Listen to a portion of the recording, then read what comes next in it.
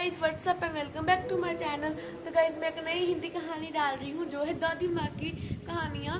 तो गाइस यदि आपको ये वीडियो अच्छी लगी तो इसको लाइक करना और इस वीडियो को शेयर जरूर करना। चलिए गाइस कहानी शुरू करते हैं।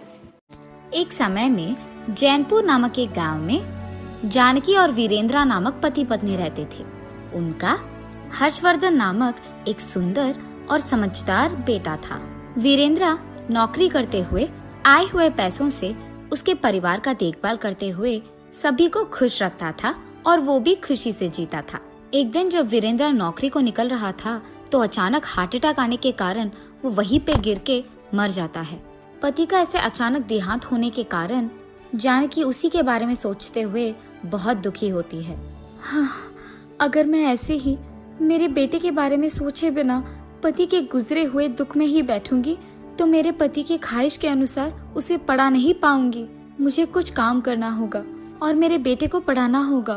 ये फैसला करके अगले दिन से जानकी काम करते हुए आए हुए पैसों से उसके घर को चलाते हुए बेटे को पढ़ाते हुए बड़ा करती है। और ऐसे ही कुछ साल बीत जाते हैं। हर्षवर्धन बड़ा होके एक अच्छी नौकरी कमाता है और उसकी माँ का बहुत अच्छा देखभाल करता है। इसी खुशी में कुछ दिन बीत जाते हैं। अरे मेरा बेटा तो बहुत बड़ा हो गया, अभी इसका शादी करवाने का वक्त है, तभी वो उसके बीवी और बच्चों के साथ खुश रह पाएगा। ये फैसला करके हर्षवर्धन की माँ जानकी एक अच्छी सुंदर लड़की को देखकर उसका शादी हर्षवर्धन से करवाती है। हर्षवर्धन की पत्नी वर्षिनी बहुत खूबसूरत होने के कारण वो हमेशा उसकी बीवी का बात सुनता था, क्योंकि वो बीवी पे एकदम लट्टू था। शादी के बाद ससुराल में पहले ही दिन वर्षिनी सुबह उठकर अपने पति को और सास को कॉफी देकर घर के सारे काम खत्म करके उसके सास के पास जाकर ये कहती है, सासू माँ खाना लग गया है, खा लीजिएगा। ऐसे कहकर जानकी के प्लेट में खाना परोसती है। ये सब देख हर्षवर्धन बहुत खुश होता है। अपने बीवी के पास जाकर ऐसे कहता है, वर्षिनी तुमसे शादी करने से पहले मुझे शक था कि तुम माँ का अच्छा देखभाल करोगे कि नहीं, पर अब तुम दोनों को देखकर मुझे बहुत खुशी हो रही है। अब जो माँ का ख्याल तुम रख रही हो, मुझे अब माँ की चिंता नहीं है। ये कह के वो खुशी खुशी उसके कार्यालय चले जाता है। बहू थोड़ा पानी लाना बेटा। हाँ, मैं इनकी नौकर हूँ क्या, पानी लाने बोल रही है। बुलाने दो, मैं तो उनके पास नहीं जाऊंगी। ये सोचकर वो उसके सास के बुलाने के बावजूद ऐसे पेश आती है जैसे उसे सुनाई नहीं दे रहा है। बहू, वर्षिनी, वर्षिनी, ऐसे जानकी जोर जोर से अपनी बहू को पुकारती है। वाह, मेरे पति के ऑफिस जाने के बाद भी मुझे इनसे चैन नहीं मिल रहा। लगता है जब तक मैं उनके पास जाऊंगी ये बुलाते ही रहेगी।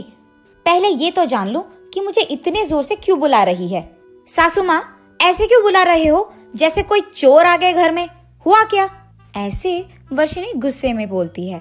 अरे नहीं बेटा, मैंने सोचा तुम्हें सुनाई नहीं दे रहा है, इसीलिए जोर से बुला रही थी। बेटा मेरे पाँव ना बहुत दर्द दे रहे हैं, मैंने सोचा तुम थोड़ा पानी लाओगी। आपको पानी देने के लिए आप इतना बुला रही थी मुझे? क्या सोच रहे थे आप, मैं आपकी नौकरानी हूँ कि आप मुझे ये सब काम बोलोगे और मैं कर दूंगी? आपके दो पाँव है ना, आप ही खुद चल के पानी लेकर आ जाइए। सुबह से सारे काम मैं ही कर रही हूँ, आपने तो मुझे एक भी बार नहीं रोका। मैं अपने मायके में कोई काम नहीं करती थी, लेकिन अब आपके लिए और आपके बेटे के लिए और इस घर के लिए सारे काम मैं ही करूं? बहू हूं कि नौकरानी?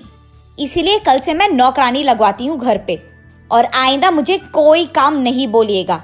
ऐसे वो क्रोध में बोल के वहां से चली जाती है।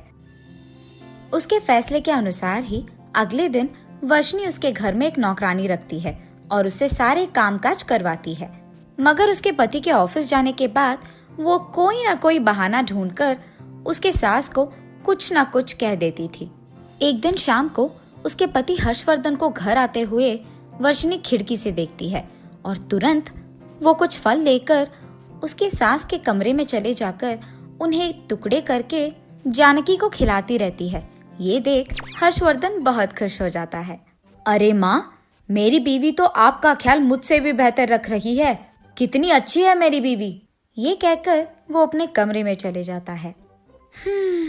मेरी बहू मेरे बेटे के सामने ये सब नाटक कर रही है और जैसे ही वो ऑफिस चले जाता है मुझे बहुत दुख देती है। अगर ये बात मैं अपने बेटे से कह दूंगी तो वो बहुत दुख होगा, इसीलिए मैं इस बात को छुपा लूंगी। ये सोचकर वो चुपचाप वो सारी बातों को छुपा देती है। लेकिन वर्षिनी हर रोज उसके पति के ऑफिस जाने के बाद जानकी को भला बुरा कहती थी। ऐसे कुछ दिन बीत जाते हैं। मेरे पति ऑफिस जाकर तो अच्छे कमा रहे हैं, क्यों ना मैं अपने माँ बाप को और भैया भाभी को घर लाकर उन्हें यही रख दूं। वैसे तो मैं अपने परिवार के साथ बहुत खुश रह सकती हूँ।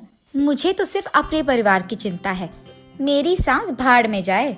ये फैसला करने के तुरंत बाद वो उसके माँ बाप, भैया और भाभी को उसके घर बुला देती है और उसके बाद जानकी के पास जाकर ऐसे कहती है, सासू माँ, आज से मेरे माँ बाप और भैया भाभी इसी घर में रहेंगे। अगर आपको कोई ऐतराज है तो आप इस घर से चले जाइए, लेकिन वो तो यही रहेंगे। और तो और आप अकेले उस बड़े कमरे में क्या करेंगे? मेरे माँ बाप उस कमरे में रहेंगे और इस बगल वाले कमरे में मेरे भैया और भाभी रहेंगे। आप तो वैसे भी अकेले हैं, आप तो कहीं पे भी सो सकती हैं ना। मैं अपने बेटे को देखे बिना एक भी दिन नहीं रह सकती, इसीलिए मेरे बहू और उसके परिवार वाले चाहे कितना भी दुख मुझे दे, मैं मेरे बेटे को और इस घर को छोड़कर नहीं जाऊंगी। ये फैसला करके वो उसके ही घर में एक कोने में पड़ी रहती है।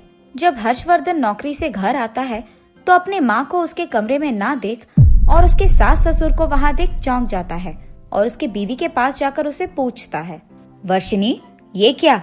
मेरे माँ के कमरे में तुम्हारे माता पिता क्या कर रहे हैं? सुनिए, आपके ही माँ ने कहा था कि उनके कमरे में मेरे माँ बाप रहेंगे, लेकिन आप मेरे बारे में बुरा सोच रहे हैं। आपकी माँ ने जानबूझकर ऐसे किया है ताकि आपको लगे कि मैं उनकी देखभाल नहीं कर रही हूँ। ठीक है, तुम कह रही हो ना कि माँ ने ये खुद किया, तो ये सब कहने की कोई जरूरत नहीं है। ये कह के वो वहाँ से चले जाता है। वो अगले दिन उसके सास को देने वाली कॉफी में मिर्ची पाउडर डालकर नौकरानी के द्वारा उसके सासू माँ को भिजवाती है। इस बात से अनजान जानकी कॉफी पीते ही जलन होने के कारण बहुत सारा पानी पीती है और उसे ऐसे देख अब से हर रोज आपका ऐसे ही होगा। आप खुद तो इस घर से नहीं निकल रहे हो, तो मैं कुछ भी करके आपको निकलवा दूंगी, समझे? अब आपके दिन यहाँ गिन लो। ये कहते हुए वो जोर जोर से हंसती है। हाय भगवान, मेरे बहू के कारण न जाने मुझे और कितना सहना पड़ेगा आगे, लेकिन वो चाहे कुछ भी करे, मैं ये घर छोड़कर नहीं जाऊंगी। उसकी सारी गलतियां मैं सहती जाऊंगी। ये सोचकर वो धीरे से उठकर जाने ही लगती है कि वर्षिनी उसके पाँव को जानकी के पाँव के आगे लगाती है। जानकी फिसलकर नीचे गिर जाती है। हाय भगवान, ये क्या हो गया?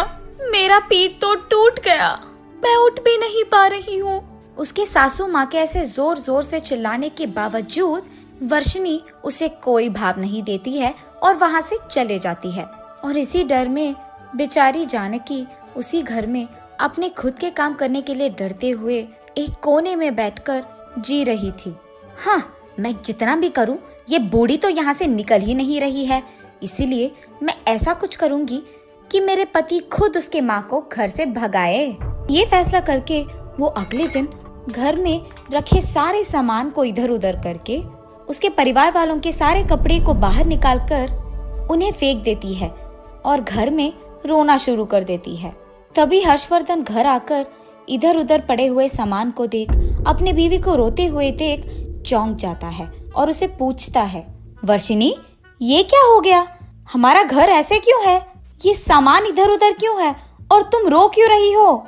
सुनिए, आपकी माँ ने हमारे परिवार के सारे कपड़ों को बाहर फेंककर ये बोला कि उनको हमारा यहाँ रहना पसंद नहीं है, इसीलिए मैंने फैसला किया कि आज से या तो वो रहेंगी या हम। बाकी अब आपका फैसला है। बेटा, मुझे तो पता भी नहीं कि हुआ क्या। माँ, मुझे आपके बारे में पता है, आपने अब तक किसी पे भी आवाज नहीं उठाया। आप ऐसे क्यों करेंगी? मुझे पता है कि आप क्या है। मतलब? आपके कहने का मतलब क्या है कि मैंने ये सब किया है आपके माँ को भगाने के लिए? अब आपके मुंह से इतना सुनने के बाद मुझे यहाँ रहने की कोई जरूरत नहीं है। मैं पुलिस स्टेशन जाकर यही कहूंगी कि आप और आपके माँ ने हम सबको इस घर से भगाया है, और वो भी हमको बहुत दुख देने के बाद। ये कह के वो उस घर से जाने की कोशिश करती है। बहू वर्षिनी, तुम्हें कहीं जाने की कोई जरूरत नहीं है, और अगर तुम पुलिस की कंप्लेंट दोगी तो घर के मामले पराये लोग तक चले जाएंगे, और उनके बातों का सहन मैं नहीं कर सकती हूँ। तुम ये सब इसीलिए कर रही हो क्योंकि मैं घर से नहीं जा रही हूँ, है ना? मुझे सबसे ज्यादा मेरे बेटे का खुशी ही मुख्य है, तो मैं ही इस घर से चली जाती हूँ। तुम अपने परिवार के साथ खुश रहो। ये कह के वो उसके घर से चली जाती है।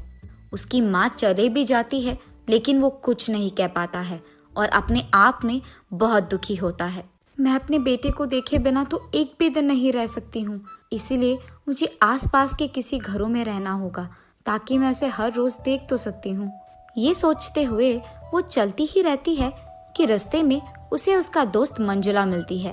अरे जानकी, कैसी हो तुम, और इस समय में कहाँ जा रही हो? उसके ऐसे पूछने के बाद जानकी जो भी हुआ मंजुला को समझाती है। वो सब सुनकर मंजुला ऐसे कहती है, जानकी फिक्र मत करना, तुम्हारी बहू उसका गलती मानकर एक न एक दिन जरूर तुम्हें उसके घर वापस ले जाएगी, मगर तब तक अगर तुम्हें ऐतराज ना हो तो तुम मेरे घर में रह सकती हो। मंजुला का घर भी मेरे ही घर के पास है, तो मैं उसके घर में रहकर अपने बेटे को देख सकती हूँ। मंजुला, मुझे तुम्हारे घर में रहने के लिए कोई ऐतराज नहीं है, कम से कम ऐसे तो मैं अपने बेटे को दूर से देख पाऊंगी। उसके ऐसे कहने पर मंजुला जानकी को उसके साथ उसके घर ले जाती है, जहाँ जानकी हर रोज दूर से अपने बेटे को देखते रहती है। उसके सासू माँ के चले जाने के बाद वर्षिनी उसके परिवार के साथ खुशी से रहने लगती है। ऐसे कुछ दिन बीत जाते। एक दिन वर्षिनी का भैया उसके पास जाकर, वर्षिनी मुझे 10,000 की जरूरत है, दो ना बेटा। भैया, जो भी आपको चाहिए घर पे ही तो है, अभी आपको पैसों की क्या जरूरत है, और वो भी इतना? वैसे आपको देने के लिए मेरे पास पैसे है भी नहीं, और आइंदा मुझे ऐसे पैसे मत पूछना। ये कहकर वो गुस्से में वहां से चले जाती है। मैंने तो सोचा ये मेरी बहन है तो कुछ भी पूछ सकता हूँ, लेकिन ये तो ऐसे पेश आ रही है जैसे ये कोई रानी हो। फिलहाल तो इसने पैसे देने से इनकार कर दिया, बाद में मुझे भी घर से निकाल देगी, क्या पता। तब तक मुझे इंतजार नहीं करना, अभी मुझे इसके बारे में कुछ ना कुछ करना होगा, इसे ऐसे आसानी से छोड़ना नहीं। ऐसे वो सोच में पड़ जाता है। हाँ, ये ठीक रहेगा, अगर मैं ऐसे ही करूँगा तो जीवन भर मुझे कोई चिंता नहीं होगा। लेकिन मुझे ये सब पहले अपने माता पिता को बताना होगा। माँ, पापा, मुझे आप दोनों से कुछ बात करना है।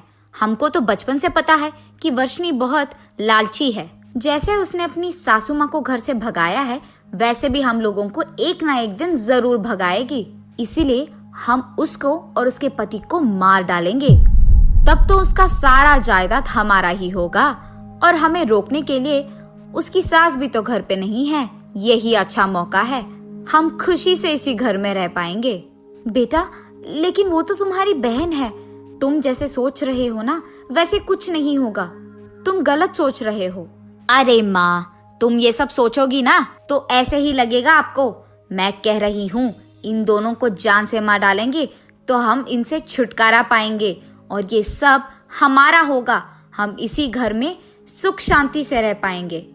ऐसे वो लोग चर्चा कर रहे होते हैं कि उस घर की नौकरानी ये सब सुनकर मंजुला के घर में मौजूद जानकी को ये सब कह देती है।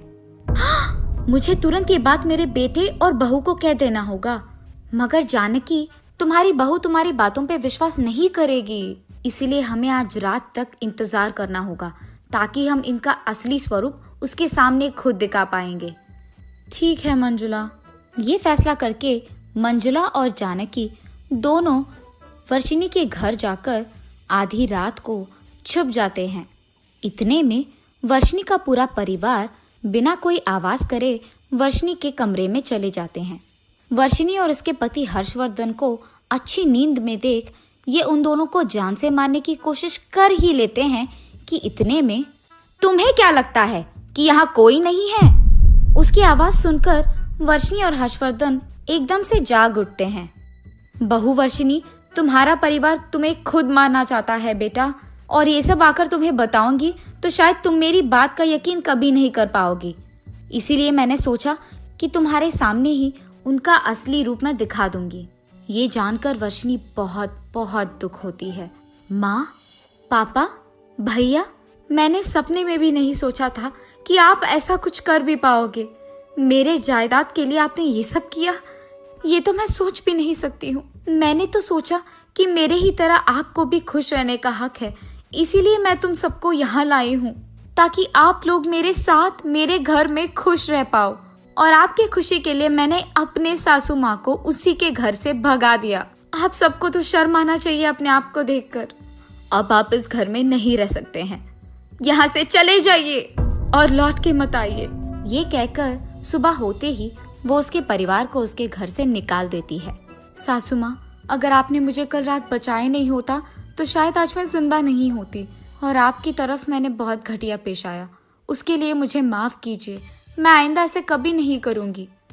बेटा, तुम्हें अपनी गलती का एहसास हो गया है ना, मुझे इतना ही बहुत है। ऐसे वर्षिनी को उसकी गलती का एहसास होता है और तब से वो उसकी सासू माँ का बहुत अच्छा ख्याल रखती है।